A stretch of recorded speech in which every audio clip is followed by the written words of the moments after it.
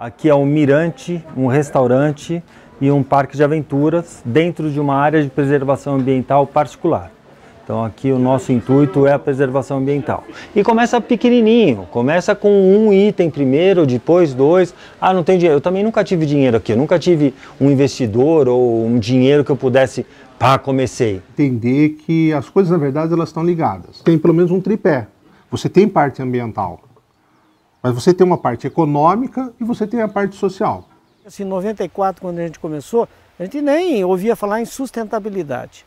Já era um resultado, é a somatória, né? Às vezes o pessoal mesmo pergunta qual o segredo. Não existe grandes segredos, existe uma soma de pequenos segredos, né? Que no fim, todos eles somados, viram um grande resultado. Eu acho que foi um pouco mais difícil no começo. Porque a gente tinha assim, uma demanda muito grande, porque o sítio era grande, é um sítio grande, e precisava de muita coisa. Mas sabe? quando você lembra como era e como é hoje, você fala assim, nossa, é muita diferença. Os professores pedindo para a gente explicar um pouco sobre as atividades rurais. E quando a gente fez isso, a escola falou, poxa vida, mas tudo isso que você está explicando, a criançada está aprendendo teoricamente dentro da sala de aula. Não é as pessoas virem pura e simplesmente e tomarem um bom café ou conhecerem os métodos de preparo do café, mas é justamente as pessoas entenderem todo o processo, desde um plantio até a parte da colheita, como é que um café é beneficiado, como é que o café ele é torrado e assim por diante, e está dividindo com as pessoas a importância do respeito ao meio ambiente em cada uma dessas etapas. Então as placas nós fizemos para isso, né? Para que as pessoas, ao fazerem uma simples visita, ela já saia daqui com alguma informação, né? Em relação ao meio ambiente mesmo. A gente tem uma outra forma de ganhar mais dinheiro com lixo, é criando um centro de artesanato do lixo. E a gente tem aqui uma pessoa que só fica fazendo isso, vasculhando o lixo, achou uma garrafa bonita, né? Transforma num artesanato interessante. Todos os enfeites de Natal nossos aqui, nesse momento, todos enfeites foram feitos com o lixo. Fazer o gerenciamento do lixo se torna uma coisa extremamente importante. Hoje, por exemplo, na propriedade rural, o que a gente gera de recurso do lixo dá para pagar as pessoas que trabalham nesse setor. Aqui a gente é um parque de aventura, então a gente faz uma atividade que é o rapel, são 98 metros de descida. E a cada, no máximo, 2 anos, a gente troca essas cordas, independente do estado dela. E aí a gente acaba usando elas para fazer cerca, para fazer o parquinho. O que eu posso fazer com isso? Isso não é lixo, isso é um material que eu posso reciclar. Então, os meus vizinhos já me conhecem também, né? O calçamento de todas as trilhas foram feitos com resto de calçado. E eu fui numa serraria e tinha lá umas 3.000 placas de 3 metros por 1,5 metro dessa costaneira, que eles não sabiam o que fazer com essas placas. Então é o que eu sempre falo, né? Nós temos hoje o privilégio de ter as nossas estradas de granito. Quer dizer, foi uma ideia que transformou um lixo num negócio. 90% do resíduo é ligado ao café. E o resíduo ligado ao café, ele volta para a lavoura como adubação orgânica. A gente acha bastante cascavel aqui na região. Eu tenho um pouco de prática, eu capturo essa cobra e coloco ela lá embaixo a 140 metros na falésia. No Réveillon, a gente faz uma festa aqui de Réveillon maravilhosa, são 200 pessoas que vêm para o jantar e tudo mais, e no Réveillon não solto nenhum rojão, nada, nenhum. Primeiro, por causa dos animais, e segundo, que aqui eu consigo ver de 4 cidades os fogos, então eu não preciso, cara, ficar com o rojão. Às vezes tem gente que fala, nossa, mas tem um mato no meio, né, de um pé do café e outro. É isso mesmo, porque ali você permite que se crie o quê? Todo um ambiente, você tem uma série de inimigos naturais, inclusive de insetos e abelhas que vão surgindo e que vão ajudar, inclusive, a combater algumas pragas no próprio café. E uma das coisas boas, assim, acho que muito boas que nós fizemos aqui, foi investir em trazer as frutas da Mata Atlântica. Grumixama, araçá, o palmito, a uvaia, cambuci, cabeludinha, cereja do Rio Grande. Então, essas frutas que nós trouxemos para cá, elas atraem muito os bichos da Mata Atlântica.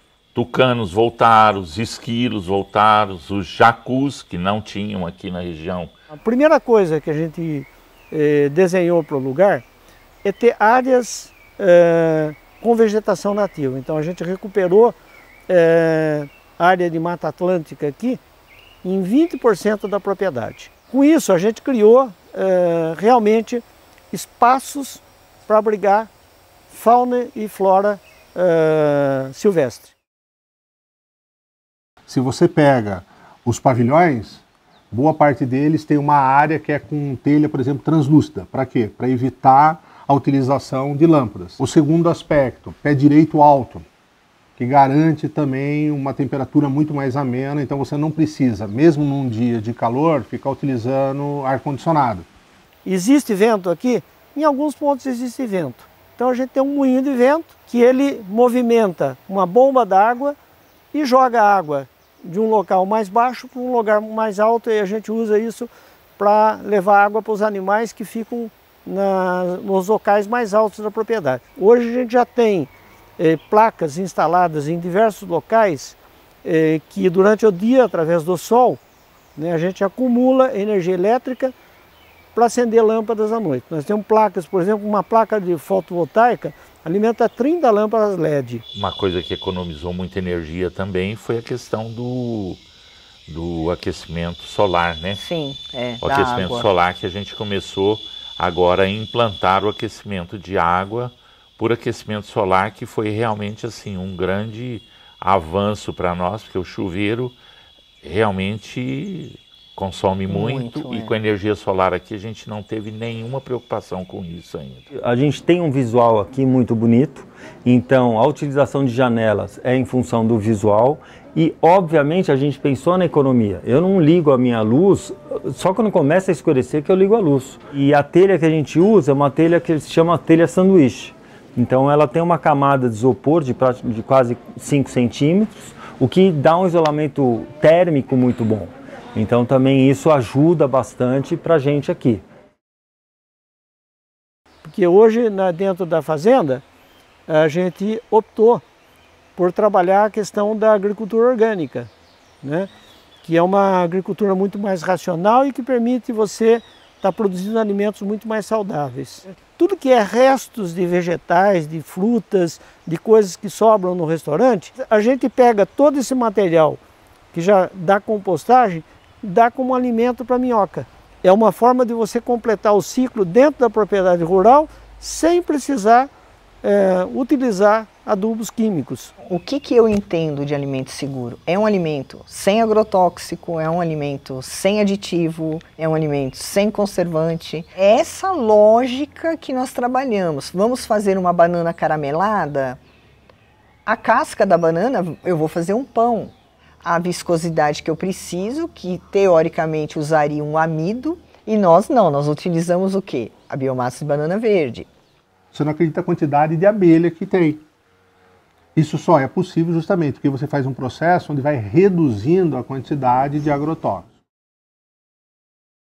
Toda a água que é utilizada aqui e ela sofre alguma interferência, como as águas que vêm do restaurante, a água que vem dos banheiros, tudo isso vai para uma estação de tratamento de efluentes.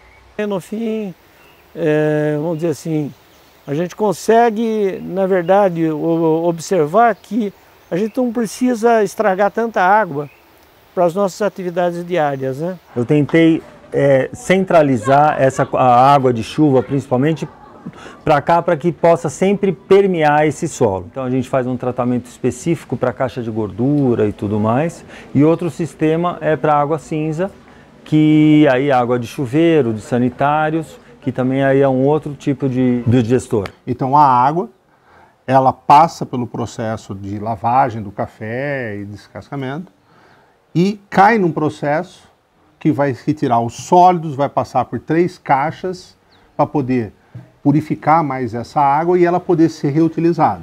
A gente adotou algumas medidas de coleta de água, por exemplo, coleta de água de chuva. Hoje a gente tem praticamente toda a cobertura de solo, tirando as construções, o resto do terreno está totalmente ocupado por vegetação ou por pisos permeáveis. Então, a ocupação da vegetação evita a corredeira de água para essa água ir embora daqui.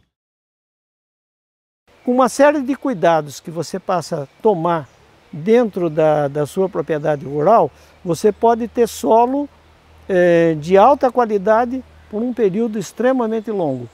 Muitas vezes o pessoal acha que uma árvore promove uma sombra e modifica a temperatura só, mas não é só a temperatura. Tudo que se recolhe hoje de matéria orgânica dentro do sítio vai para a compostagem. Tem um vizinho que tem criação de cavalo, que o esterco, que é um incômodo para ele, passou a ser um benefício para nós. O que gera aqui, nós transformamos tudo em matéria orgânica que vai para a compostagem, ou vai para o minhocário, o gongolário, ou vai para as galinhas que a gente tem. Então, isso vai criando um ciclo que vai ficando sempre aqui dentro do espaço. Você tem ali aquele mato, você cortou, você deixa ele ali, ele vai formar uma camada. Essa camada, ela tem 2 funções até. A primeira é justamente que vai funcionar, vai decompor, vai virar um nutriente. Mas uma outra funcionalidade é que essa camada mantém a temperatura do solo mais fria. Ele não fica 100% exposto. Então isso ajuda a manter a temperatura e preservar também a quantidade de água que tem ali no solo. Cara, e você percebe que são práticas muito simples. Qualquer ser humano consegue fazer, não precisa ser expert em nada. A iniciativa ela tem que ser boa para a natureza, ela precisa ser boa também para a empresa, e a gente sabe que na hora que essas 2 coisas acontecem, você tem um impacto direto para todos os funcionários. Por quê? Porque a empresa fica saudável e vai poder garantir também o bem-estar de todo mundo. E é muito melhor quando você vive numa sociedade onde todos ganham e não você sozinho, né? Quer dizer, isso traz, inclusive, para a gente, né, uma coisa assim, um resultado de vida muito mais interessante. Uma casa, se você tiver 50 mil na mão, você constrói ela em 2 meses. Uma árvore, se você tiver 50 mil na mão, você vai ter que esperar os 10 anos, porque ela vai demorar 10 anos.